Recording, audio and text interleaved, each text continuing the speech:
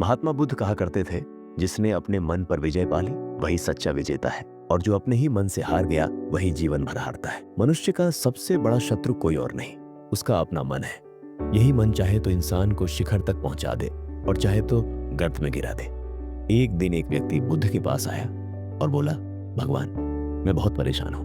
मेरे मन में हर समय गंदे विचार आते हैं। स्त्रियों को देखकर वासना जाग जाती है। मैं इन विचारों को रोकना चाहता हूं, पर ये रुकते नहीं। मेरा मन अशांत हो जाता है। बुद्ध मुस्कुराए और बोले, क्या तुम जानते हो कि वासना क्या है? व्यक्ति ने कहा, भगवान, मैं नहीं जानता, बस इतना जानता हूं कि यह बुरी चीज है। बुद्ध ने कहा, नहीं, वासना बुरी नहीं है। यह तो एक स्वाभाविक भावना है। जैसे भूख हमें भोजन की ओर ले जाती है, वैसे ही वासना हमें आकर्षण की ओर ले जाती है।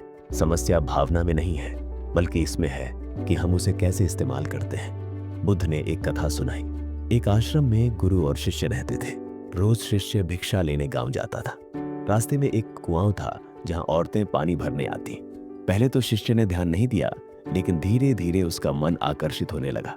अब वह रोज उसी रास्ते से जाने लगा और पानी भरती औरतों को देखने लगा। उसके विचार अशांत हो गए। गुरु ने उसकी बेचैनी समझ ली। एक दिन गुरु उसे आश्रम के आंगन में ले गए। वहां मिट्टी के दीपक रखे थे। गुरु ने शिष्य से कहा, इस दीपक की लौ को अपनी हथेली से दबाकर बुझाओ। शिष्य ने कोशिश की, लेकिन लौ बुझने के बजाय उसकी उंगलियां जल गईं। गुरु मुस्कुराए और बोले, यही तुम्हारे विचारों के साथ हो रहा है। तुम उन्हें दबाने की कोशिश करते हो, लेकिन वे और तेज हो जाते हैं। अगर इस लौ को सच में बुझाना है तो इसके ऊपर कटोरी रख दो। हवा बंद होगी और लौ अपने आप शांत हो जाएगी। फिर गुरु ने कहा, इसी तरह विचारों को दबाओ मत, बल्कि उन्हें सही दिशा दो। संतुलन ही उपाय है। बुद्ध ने उस व्यक्ति से कहा, वासना गंदी नहीं है, यह तो ऊर्जा है।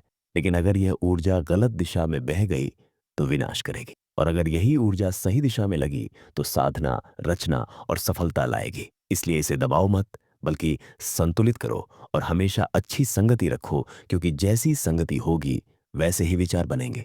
व्यक्ति की आंखें चमक उठी। उसने कहा, भगवान, अब मैं समझ गया, धन्यवाद। बुद्ध मुस्कुराए और मौन हो गए। दोस्तों, इस कहानी से हमें यह सीख मिलती है, गंदे विचारों को दबाने की कोशिश मत करो। अपनी ऊर्जा को सही दिशा दो और जीवन में हमेशा संतुलन बनाए रखो। नमो बुद्धाय।